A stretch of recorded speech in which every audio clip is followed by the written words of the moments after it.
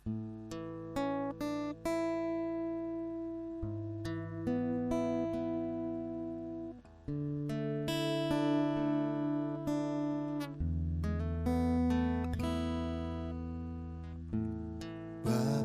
Kau mendengar seruan hatiku, tak pernah Kau lepaskan dari kasih-Mu. Lewat lembah kelam Kau temani aku, Roh-Mu bekerja selalu untuk kebaikanku.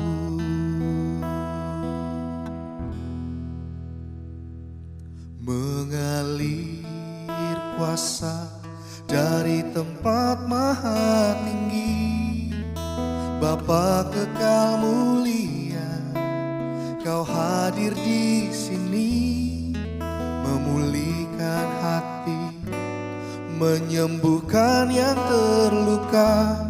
Ku kan tenang bersama-Mu, Bapa.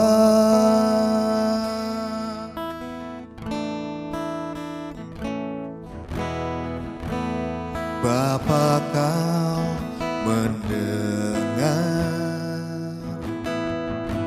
seruan hatiku, tak pernah Kau lepaskan dari kasih-Mu. Lewat lembah gelap Kau temani aku, Roh-Mu bekerja selalu untuk kebaikanku.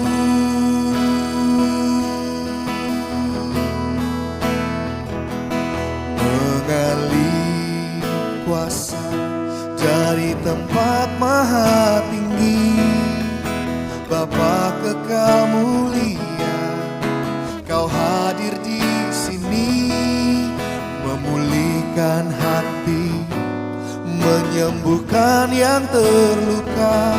Ku kan tenang bersama-Mu, Bapa.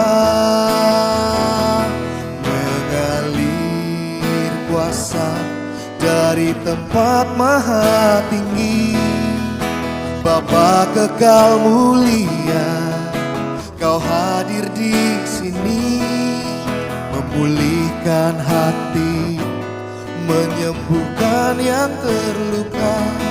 Ku kan tenang bersama-Mu, Bapa.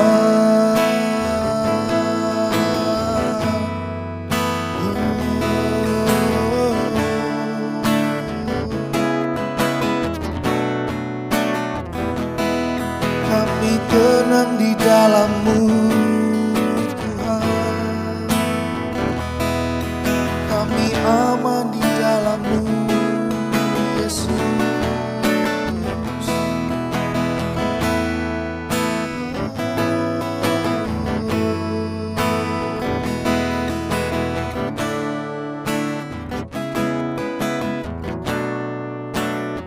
Biar kuasa-Mu mengalir, kuasa-Mu mengalir di hidupku, Tuhan.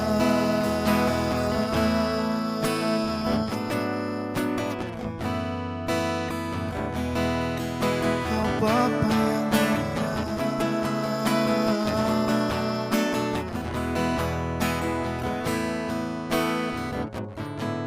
Kau mulia, Yesus.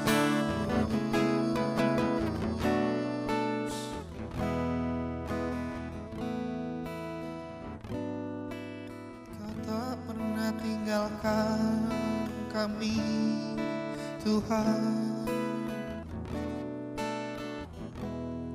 Sebab Kau setia, Kau selalu setia.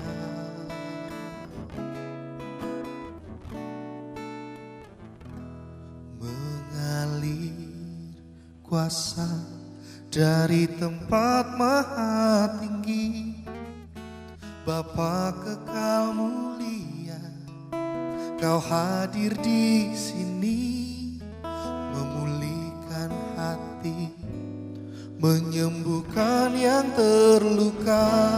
Ku kan tenang bersamamu, Bapa. Mengalir kuasa dari tempat maha tinggi, Bapa kekal mulia, Kau hadir di sini, memulihkan hati, menyembuhkan yang terluka. Ku kan tenang bersamamu, Bapa. Ku kan tenang bersamamu, Bapa. Ku kan tenang bersamamu, Bapa.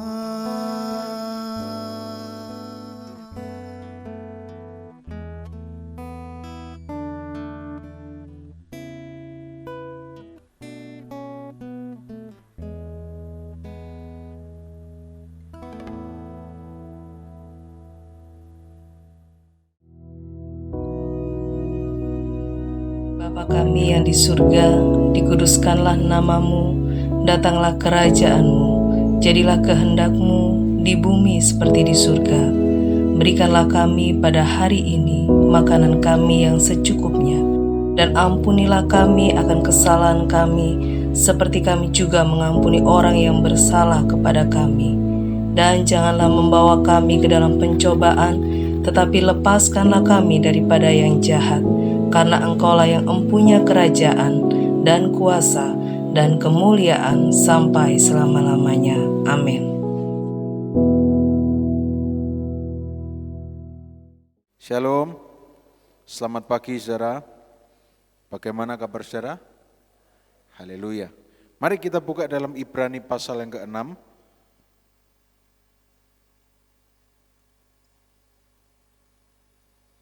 Ibrani pasal 6 kita akan baca dari ayat yang ke-10.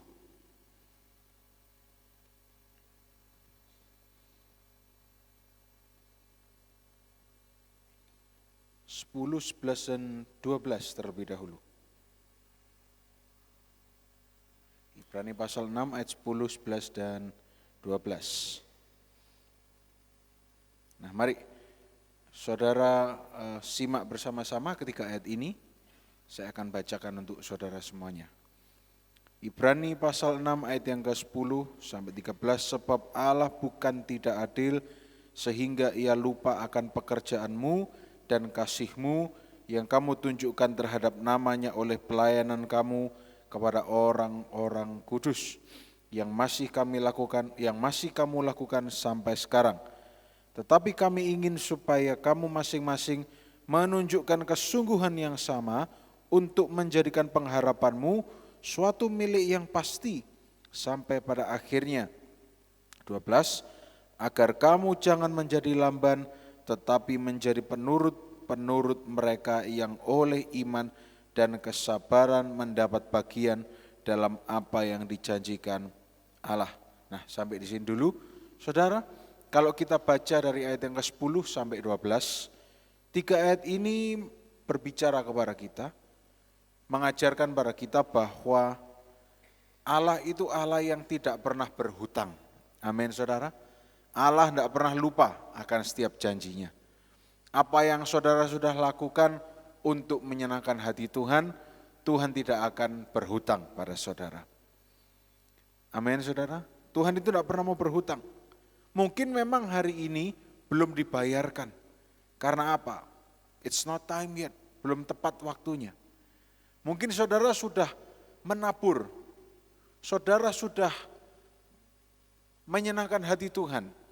Nah, Tuhan itu orangnya ternyata, saudara. Ternyata kalau kita lihat di ayat ini sama kayak orang Mojokerto, Tuhan Yesus itu. Apa, saudara? Sungkanan. Jadi kalau dikasih sesuatu, enggak mau tangan kosong, enggak, harus juga memberi sesuatu. Loh, enggak ada yang amin, saudara. Tuhan kita ternyata juga orang Jawa Timur. Apa? Sungkanan, saudara, gitu ya. Kalau kita menyenangkan hati Tuhan, Tuhan enggak akan cuma, ya bagus, enggak. Tuhan juga akan apa yang bisa tak lakukan untuk anak-anakku semua di GAP Mojokerto di tempat ini. Nah, ayat yang ke-10 dikatakan, sebab Allah bukan tidak adil, sehingga ia lupa akan pekerjaanmu dan kasihmu yang kamu tunjukkan terhadap namanya oleh pelayanan kamu kepada orang-orang kudus. Nah, memang tidak diceritakan di sini, tapi pelayanan orang-orang kudus ini adalah pelayanan orang-orang kudus yang miskin sekali di Yudea. Itu dicatat di 2 Korintus pasal 8 sampai 9. 2 Korintus pasal 8 sampai 9 kita tidak akan baca, cuman referensi saja. Jadi dicatat bahwa banyak yang melakukan pelayanan tapi merasa tidak dianggap. Banyak yang melakukan sesuatu bagi Tuhan tapi merasa tidak dianggap. Tapi melalui surat, melalui tulisan ini diingatkanlah bahwa apa saja yang kita lakukan, terutama apa saja yang kita lakukan kepada Tuhan, untuk Tuhan, itu tidak sia-sia, saudara. Saudara bangun pagi-pagi, saudara cari Tuhan. Mungkin saya dengar dulu ada yang tidak diminta untuk antar jemput ibadah pagi, tapi antar jemput ibadah pagi itu tidak sia-sia. Itu tidak akan sia-sia. Tuhan tidak akan berhutang sama sekali. Nah, saudara, ada sebuah kisah yang lucu, salah seorang pelayan Tuhan di tempat ini yang dari kecil setia melayani Tuhan dan ya, sekarang dia boleh berada di luar pulau untuk pelayanan, untuk bekerja maksud saya, bukan untuk pelayanan, untuk bekerja. Dan hari Minggu kemarin saya mendapat kabar bahwa dia sempat jatuh di luar pulau itu, kecelakaan. Dia digonceng, saudara. Nah, anak ini adalah anak yang setia melayani Tuhan dan ketika saya dengar kisah itu, saya bercanda dengan orang tuanya, saudara. Waduh, jangan khawatir. Ini dari kecil sudah melayani Tuhan. Mau jatuh kayak berapapun nyawanya ini 1000. Tidak akan kenapa-napa. Tuhan Yesus yang melindungi. Artinya apa? Kalau kita sudah melakukan sesuatu yang menyenangkan hati Tuhan, Tuhan tidak lihat background kita. Tuhan tidak lihat yang lain-lain. Tuhan hanya melihat, oh anak ini sudah setia. Tuhan melihat, oh orang ini, Bapak A, Ibu B, Ibu C sudah setia. Wah, aku tidak mau utang sama orang ini. Akan disediakan keselamatan, akan disediakan kesehatan, akan disediakan keberkatan, akan disediakan hal-hal yang baik yang Tuhan sudah siapkan bagi kita semua. Ada amin, saudara? Nah, ayat yang ke-11 kita lihat. Tetapi kami ingin supaya kamu masing-masing menunjukkan apa, saudara? Kesungguhan yang sama. Nah, kesungguhan yang sama ini untuk siapa? Bukan untuk Tuhan, untuk kita sendiri. Untuk menjadikan pengharapanmu suatu milik yang pasti sampai pada akhirnya. Kita tahu, saudara, kalau saudara mau sedikit intip di ayat yang ke-19, coba saudara maju ke ayat yang ke-19. Kenapa kok dikatakan pengharapan? Ibrani pasal 6 ayat 19 berbicara pada kita bahwa pengharapan adalah sauh yang kuat dan aman bagi jiwa kita. Jiwa kita itu butuh sesuatu yang pasti, yang membuat hidup kita ini tenang dan tentram. Hari-hari ini kita banyak melihat orang yang jiwanya tidak tenang. Ketika jiwanya tidak tenang, apa yang terjadi? emosional, akan tabrak kanan, tabrak kiri, short sighted atau tidak berpikir panjang dan sebagainya. Saudara melihat orang yang jiwanya tidak tenang itu sedikit-sedikit marah, sedikit-sedikit hesmosi, sedikit-sedikit menangis. Ada orang yang salah dibenarkan, yang benar disalahkan, baru dengar dari satu sisi, sudah menyalahkan orang itu, akhirnya apa? Kepahitan, kecewa. Nah, hati-hati. Tapi kalau kita punya pengharapan yang kuat, kalau kita tahu kepada siapa kita bergantung, jiwa kita ini sudah kayak ada sauhnya, jangkar. Saudara. Kapal kalau ada jangkarnya dan sudah berhenti, tidak akan bisa lari kemana-mana. Demikian pula dengan kita. Kalau kita punya pengharapan yang pasti. Nah, saya ingin tanya kepada saudara semua, apakah saudara punya pengharapan? Apakah saudara hidup ini punya harapan, saudara pengharapan? Ya kalau enggak, saudara zombie. Saudara cuman merem, melek, makan, kerja, makan siang, lanjut kerja, pulang kerja, mainan, tidur, bangun, ibadah pagi, berangkat kerja. Hidup ini datar, tapi kalau saudara punya pengharapan, ketika saudara tidur, saudara berdoa, ya mungkin doanya kelupaan karena saudara kebablasan tidur, tapi karena saudara punya yang namanya pengharapan, sebelum saudara menutup mata, mungkin saudara sudah diranjang, Tuhan capek, saya tak doa sambil miring-miring sambil tidur. Tidak apa-apa, Tuhan tidak akan marah, saudara tidak akan dikutuk kok. Kalau saudara capek terus saudara ketiduran, enggak. Tuhan itu tidak saklek saudara. Tuhan itu luar biasa bagi kita. Mungkin saudara sudah diranjang, saudara sudah capek. Tuhan, aku sudah capek Tuhan. Tapi aku percaya, malam hari ini aku berdoa, pengharapanku ada padamu. Aku tahu Engkau Allah yang akan menolong aku. Aku tahu Engkau Allah yang akan memberikan jalan keluar. Tuhan, terima kasih, aku akan beristirahat dengan baik. Selap, tidurlah. Setelah itu paginya bangun. Pagi bangun, apa yang pertama kali saudara ingat? Pengharapan di dalam Tuhan. Bangun pagi, Tuhan, aku percaya, aku belum melihat, tapi pengharapanku tetap ada padamu. Nah, setiap hari itu membuat kita ini tenang. Karena apa? Pengharapan. Nah, kalau tidak ada pengharapan, saudara mau tidur, ngowoh aja, tidak pakai ngomong sama Tuhan, saudara. Bangun pagi, bangun, saudara. Kemudian sudah, gosok gigi, lihat ke kaca, gosok gigi dengan tatapan mata kosong. Mungkin tiba-tiba si jahat bilang, lihatan, pipimu melorot sudah tua. Iya ya wis tua, ngontrak, terus gak ada rumah permanen. Terus pikiran negatif lagi masuk, tonton, untumu protol situ-situ, gigimu mulai lepas satu-satu. Terus, tapi kalau saudara punya pengharapan, saudara mau melakukan apapun juga akan ada firman yang menguatkan saudara. Saudara gosok gigi. Terima kasih Tuhan, usiaku boleh bertambah, tapi aku tetap awet muda, tetap kuat, tetap sehat. Tuhan, terima kasih Engkau menyediakan bagiku berkat yang luar biasa sepanjang hari ini. Pengharapan adalah sauh yang kuat dan aman bagi jiwa kita. Oleh karena itu saya tadi tanya pada saudara, apakah saudara punya pengharapan pada Tuhan? Sebab apa saudara? Saya yakin ketika Abraham menantikan janji Tuhan atau Ishak, dia punya pengharapan. Tapi memang dicatat di Alkitab, berharapnya itu tidak 1, 3, 9 bulan, enggak. Berapa puluh tahun saudara? Dia menantikan janji Tuhan, tapi karena dia punya pengharapan, dia tetap percaya. Dan namanya tercantum dalam Alkitab. Nah coba saudara kita lihat kembali ke ayat yang ke-11, kembali lagi. Secara cepat saja. Tetapi kami ingin supaya kamu masing-masing menunjukkan kesungguhan yang sama. Katakan kesungguhan saudara. Kesungguhan untuk menjadikan pengharapanmu suatu milik yang pasti.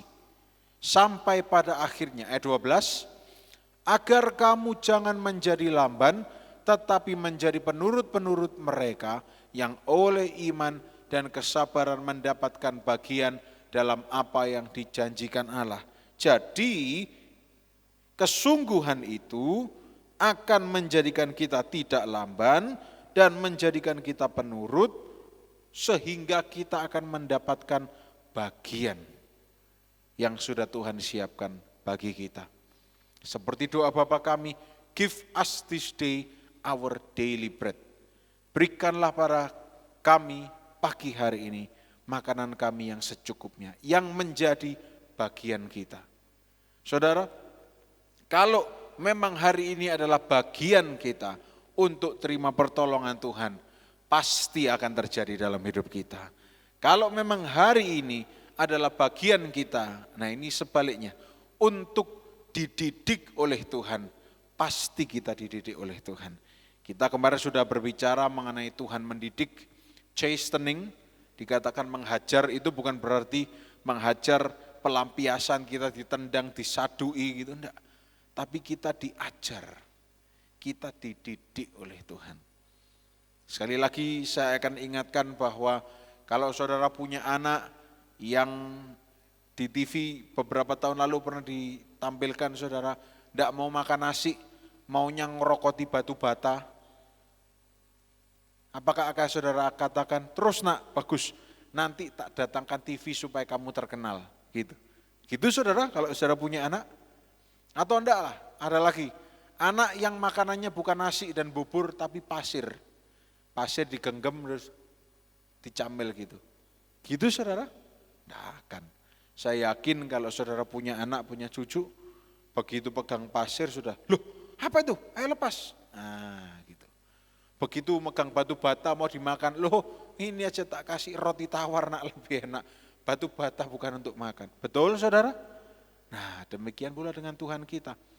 Kalau kita melangkah dan Tuhan memandang bahwa yang kita lakukan atau kita melangkah kemana itu kurang tepat, kita akan dididik. Dan itu akan bermacam-macam.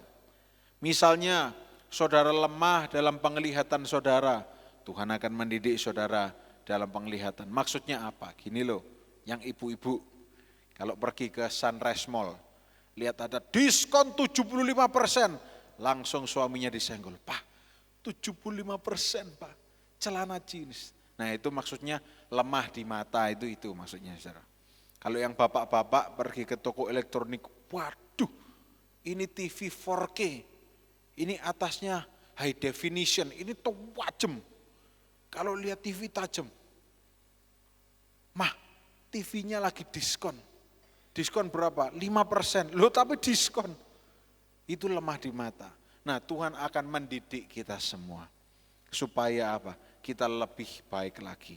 Nah lanjut kembali ke Ibrani pasal 6 ini. Kita lihat ayat yang ke-13 saudara. Sebab ketika Allah memberikan janjinya kepada Abraham, ia bersumpah demi dirinya sendiri, karena tidak ada orang yang lebih tinggi daripadanya, katanya. Ayat 14. Nah saya ajak saudara baca ayat yang ke-14 ini sama-sama. 1, 2, 3. Sesungguhnya, amin, dan akan membuat engkau, amin. Nah ayat 15 dikatakan Abraham menanti dengan sabar dan dengan demikian ia memperoleh apa yang dijanjikan kepadanya. 16, sebab manusia bersumpah demi orang yang lebih tinggi dan sumpah itu menjadi suatu pengokohan baginya yang mengakhiri segala bantahan. Ayat 14.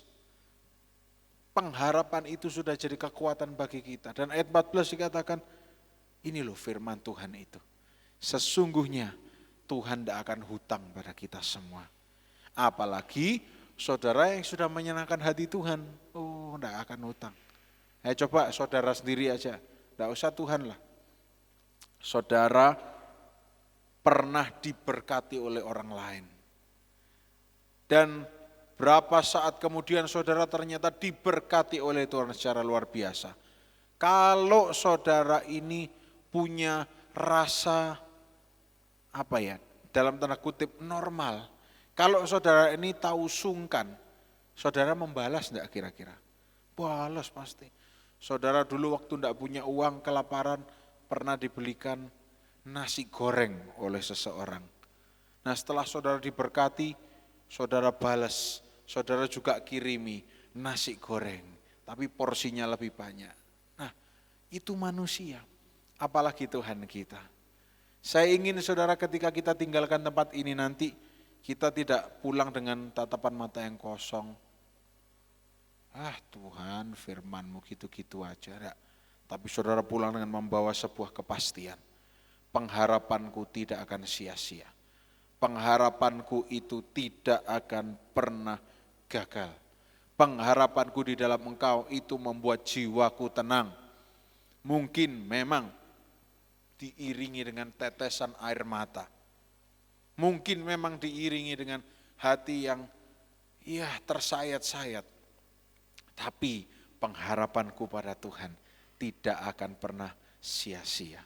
Amin saudara, mari katakan bersama saya, di dalam nama Yesus, aku percaya pengharapanku tidak akan sia-sia. Dan aku percaya hidupku tenang karena pengharapanku adalah Tuhan saja. Yang setuju katakan amin. Nah, karena saudara sudah mengucapkan, itu akan terjadi dalam hidup kita. Saudara, kalau kita berbicara real world, dunia nyata, seringkali kita menemukan orang yang pakai topeng, saudara. Di depan kelihatan sungguh indah, tapi ternyata di baliknya tidak seindah yang ada di topengnya. Nah, seringkali hal-hal ini mungkin dalam urusan bisnis atau urusan pertemanan, ini yang membuat orang jiwanya goncang. Loh, lah ketokane apik lah kok saiki kayak gini. Nah itu, daripada seperti itu, lebih baik pengharapan kita dikuatkan terus. Pak, tapi saya belum merasa benar, saya punya banyak kesalahan. Saudara, kalau saudara mau benar 100%, sampai Tuhan datang tidak akan bisa. Kita ini tidak ada yang benar sama sekali. Makanya firman Tuhan mencatat kita ini dibenarkan oleh firman Tuhan. Artinya apa? Kita melenceng sedikit, tongkat dan gada gembala kita, yaitu Tuhan Yesus itu membuat kita lurus lagi. Kita sedikit melenceng, kita diluruskan lagi.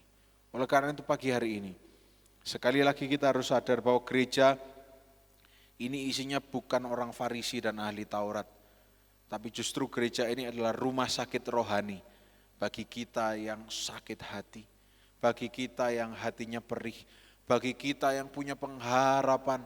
Ini tempat yang pas bagi kita semua. Nah, pagi hari ini saudara sudah bawa pulang resep obat. Dan saudara tahu gratis. Tidak perlu bayar, kasirnya tutup, tidak ada bayar-bayaran obat. Kita punya pengharapan di dalam Tuhan. Amin saudara.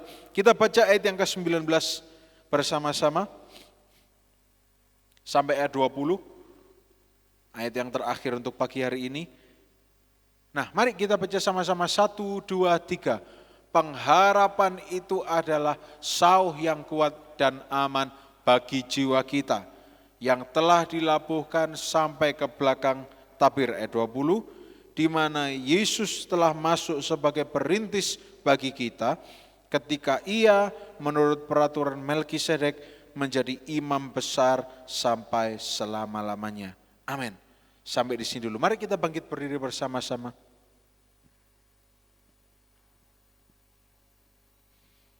Terima kasih Tuhan Yesus.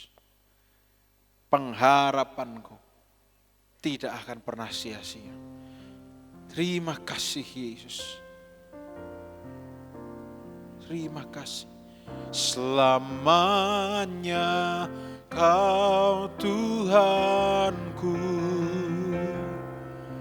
yang terutama di hidupku. Tak akan ku ku lepaskan pengharapan di dalam-Mu. Selamanya Kau Tuhan. Mari katakan bersama-sama. Amin Tuhan. Yang terutama katakan takkan ku lepaskan, tak akan pengharapan di dalam-Mu. Pengharapan di dalam-Mu. Pengharapan di dalam-Mu. Pengharapan di dalam-Mu.